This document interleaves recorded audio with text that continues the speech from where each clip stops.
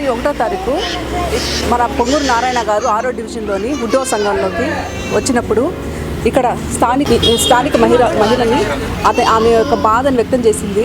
15 రోజులు వాళ్ళ భర్త చనిపోయిన 15 రోజులకే వాళ్ళ కొడుకు కూడా చనిపోవడం జరిగింది. వాళ్ళ బాధకి స్పందించిన నారాయణ సారు వాళ్ళకి ఆర్థిక సహాయంగా చెక్కు రూపంలో వాళ్ళకి అందజేశారు. మీరు ఏమనుకుంటున్నారమ్మా సార్ చేసిన దానికి సహాయం?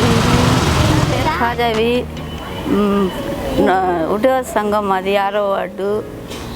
నారాయణ సార్ ఫిబ్రవరి 1వ తేదీ ఇక్కడ ఇట్ట పక్క వచ్చారు సార్ పింఛన్లు వేయడానికి. మా ఆయన చచ్చిపోయాడు. నవంబర్ 25 తేదీన మా ఆయన చచ్చిపోయాడు. నవంబర్ 25 మా ఆయన, డిసెంబర్ 10వ తేదీ నా బిడ్డ చచ్చిపోయాడు అని చెప్పుకున్నాను. వెంటనే నాకు ఆయన సహాయం చేశారు.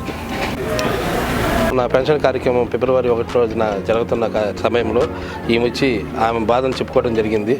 భర్త చనిపోయిన 15 రోజులకే తన కొడుకుని కూడా కోల్పోయింది. ఆమె బాధను చూసి నారాయణ సారు ఆర్థిక సాయం కింద ఈరోజు చెక్కుని ఇవ్వడం జరిగింది. ఆమె దానికి ధన్యవాదాలు చెప్తున్నారు.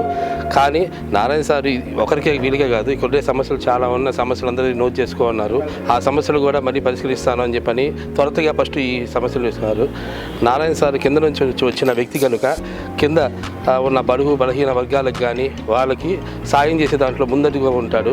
అందుకని ఈ మన సమస్యలు ఏదున్నా పరిష్కరించడానికి నారాయణ సారు ఎప్పుడు మీకు అండగా ఉంటారని ఇది ఒక నిదర్శనంగా నేను తెలియజేస్తున్నాను. మన సిటీ ఎమ్మెల్యే మున్సిపల్ శాఖ మార్చులు పొంగూరు నారాయణ గారు మన 1వ తారీఖు ఫిబ్రవరి 1వ తారీఖు మన బూత్లో పర్యటించిన సమయంలో పింఛన్లు ఇచ్చే కార్యక్రమం రోజున మీరు వారిని ఆర్థిక సహాయం చేయమని ఇబ్బందిగా ఉందని అడిగారు. దానికి వెంటనే స్పందించి వారి నిధి నుండి సొంత నిధి నుండి మీకు 25,000 రూపాయల చెక్కును ఈరోజు అందించడం జరిగింది. ధన్యవాదాలు సార్. మాకు అడిగిన వెంటనే సహాయం అందించారు. మీకు ధన్యవాదాలు సార్. Thank you sir.